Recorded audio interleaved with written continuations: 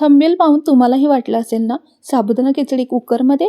तर हो मंडळी, आज आपण ना कुकरच्या या 4 शिट्ट्यामध्ये परफेक्ट अशी मोकळी साबुदाणा खिचडी मस्त अशी मोत्यासारखी फुलणारी कशी करायची ते दाखवणार आहे. बघा कशी छान फुलले मोत्यासारखी, अगदी टपोरी टपोरी, बघता क्षणी तोंडाला पाणी सुटेल अशी मस्त साबुदाणा खिचडी आज मी तुम्हाला वेगळ्या पद्धतीत कशी करायची ते दाखवणार आहे. महाराष्ट्रात ना प्रत्येक घरोघरी उपवास म्हणले की साबुदाणा खिचडी, आणि आम्ही ना लहानपणी ना साबुदाणा खिचडीसाठी उपवास धरायचो. घरी जरी मम्मीचा उपवास असला ना तर साबुदाणा खिचडी नाश्त्यामध्ये सगळ्यांसाठी असायची आणि सगळ्यांची फेवरेट. असो, त्याविषयी जर आपण पुढे बोलूयाच. आता आपण सुरुवात करूया मस्त अशी साबुदाणा खिचडी कुकरमध्ये कशी बनवायची आणि कुकरमध्ये का बनवायची ते मी शेवटी तुम्हाला सांगणारच आहे. नेहमी जसं आपण साबुदाणा खिचडी करायला रात्रभर साबुदाणा भिजत ठेवतो ना, तसंच ठेवायचं आहे. या आधीच्या रेसिपीमध्ये साबुदाणा कसा व्यवस्थित परफेक्ट भिजवायचा तो मी तुम्हाला सांगितलाच आहे. आता डायरेक्ट आपण रेसिपीला सुरुवात करूयात. रात्रभर भिजवून ठेवलेला साबुदाणा कुकरच्या एका भांड्यात घ्यायचा आणि ना त्याला मस्त असं चवीनुसार मीठ घालायचं, म्हणजे 1 चमचा. तुम्ही तुमचा जेवढा साबुदाणा असाल त्या चवीनुसार मीठ घाला. इथे मी अर्धा लिंबू पिळून घेतलेला आहे. तुम्ही तुमच्या चवीनुसार लिंबू पिळू शकता. लिंबू म्हटले की साखर आलं तर थोडीशी साखर घालायची आणि हे सगळं व्यवस्थित मिक्स करून घ्यायचं आहे. साखर तुम्ही तुमच्या आवडीप्रमाणे यामध्ये घालू शकता.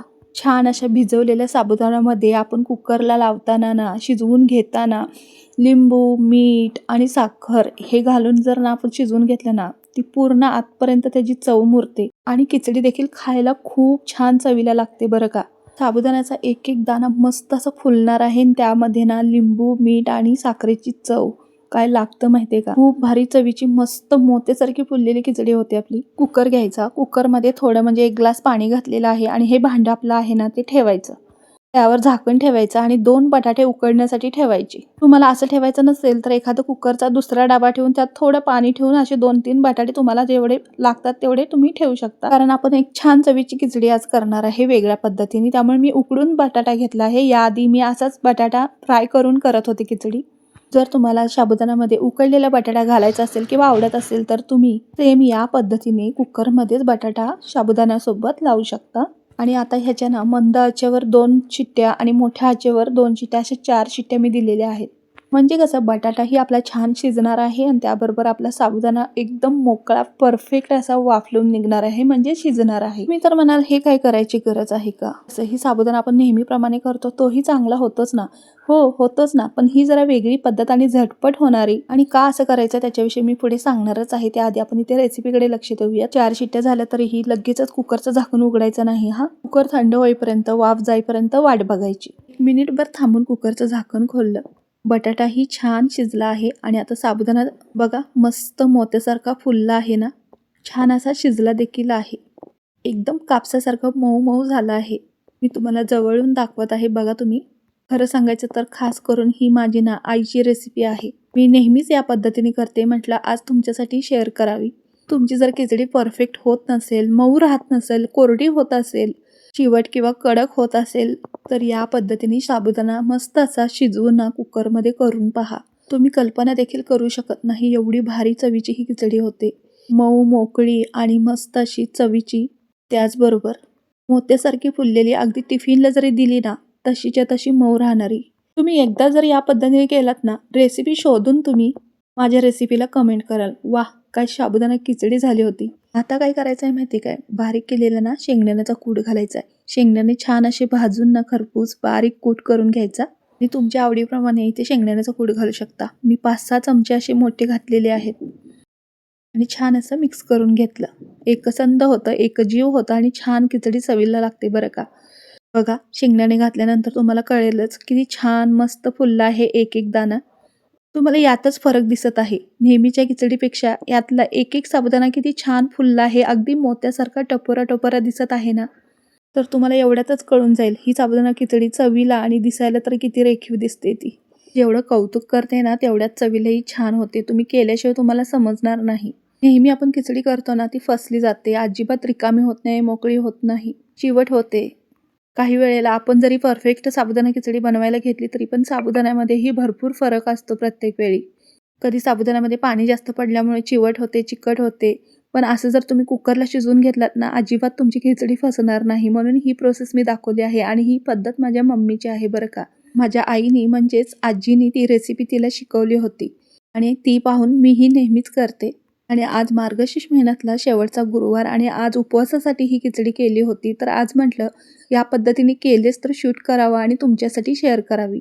आता काय करायचं, कढई घ्यायची. कढईमध्ये 1.5 पळी तेल घेतलेलं आहे. तेल तापल्यानंतर जिरं टाकलं. जिरं छान फुलल्यानंतर इथे मी बारीक चिरलेली मिरची टाकलेली आहे. मिरची इथे तुमच्या आवडीप्रमाणे कमी जास्त करू शकता तुम्ही. जिरं आणि मिरची छान तेलामध्ये परतवून झाल्यानंतर यामध्ये मी मगाशी उकडलेला बटाटा आहे ना, तो बारीक चिरून घेतला आहे. तो यामध्ये परतायचा आहे. काही जण काय करतात माहिती आहे काय, बटाटा उकडून घेतलेला असतो त्यामुळे शेवटी टाकतात, पण असं नाही करायचं.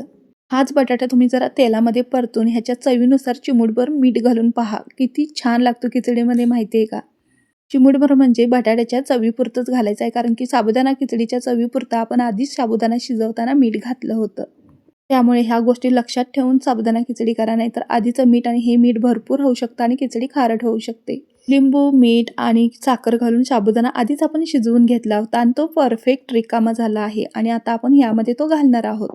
आता एक वाफ फक्त दिल्यावर खिचडी आपली तयार आहे. हे सगळं एकसंध एकजीव झालं की खिचडी आपली तयार. आता पुढचं टेन्शनच नाही आपल्याला. पुढे जास्त वेळ वाफवायची गरज नाही, परतायची गरज नाही. खिचडी परफेक्ट झाले का ह्याचंही टेन्शन नाही. खिचडी आपली तयार आहे बघा. आता कोणतंच टेन्शन नाही. याला झाकण ठेवून वाफवायची गरज नाही, कारण एका वाफेतलीच अशी परतून घेतलेली खिचडी एक नंबर होते आणि ती दिवसभर अगदी मऊ राहते. काही वेळेला पाणी जास्त पडल्यामुळे आपण झाकण ठेवून खिचडी मंद आचेवर वाफवायला ठेवतो ना, पण ती काय होतं माहिती काय, ती थोड्या वेळापुरतं आपल्याला मऊ वाटते, पण नंतर ना पूर्णपणे खिचडी अशी चिवट होते बघा. तुम्ही अशी रिकामी नाही होत किंवा ती थोड्या वेळानंतर मऊ देखील वाटत नाही. अशी तोंडाला रबर खाल्ल्यासारखं वाटतं. एकदम ही कोरडी झाली ना की कडक कडक अशी होते. म्हणून ही प्रोसेस तुम्ही एकदा करून पहा. एकदम नवीन पद्धत आहे. जर तुम्हाला ही पद्धत माहिती असेल तर नक्की कमेंट करून सांगा. नसेल माहिती तरीही कमेंट करून सांगा. त्याचबरोबर ही रेसिपी तुम्ही कोणत्या शहरातून किंवा गावातून पाहताय आणि तुम्ही पहिल्यांदाच ही रेसिपी पाहिली अशा पद्धतीने केलेली खिचडी, तर नक्की कमेंट करून सांगा बरं. तुम्हाला मगाशी बोलल्याप्रमाणे माझी मम्मी, आई अशी सेम पद्धतीने खिचडी करायची, तर का?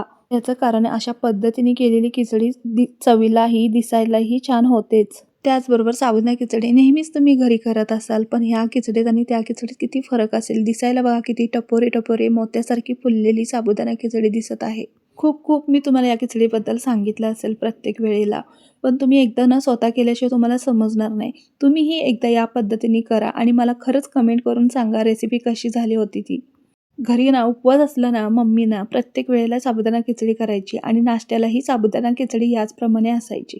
आणि उपवास म्हणजे पप्पांचाही गुरुवार मार्गशीर्ष महिन्यातला असायचा आणि टिफिनसाठी ना मम्मी खिचडीच द्यायची. टिफिनमध्ये दिल्यावर मऊ राहण्यासाठी आणि सकाळच्या घाई गडबडीत लवकर होण्यासाठी ही प्रोसेस मम्मी करायची. आणि ही ट्रिक माझ्या आजीनेच दिली होती मम्मीला आणि आज मी तुमच्यासाठी ही रेसिपी शेअर केली आहे मंडळी. अगदीच घरच्या चवीची, घरच्याप्रमाणे. जर तुमची ही साबुदाणा खिचडी बिघडत असेल ना, तर या पद्धतीने नक्कीच करून पहा. अजिबात बिघडणार नाही. मी तुम्हाला जवळून दाखवत आहे साबुदाणा खिचडी. बघा दिसायला किती छान वाटते ना, बघताक्षणी खाऊशी वाटणारी.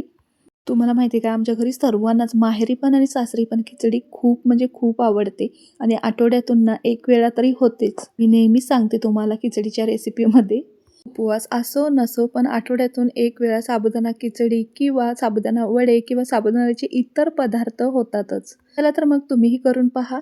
धन्यवाद.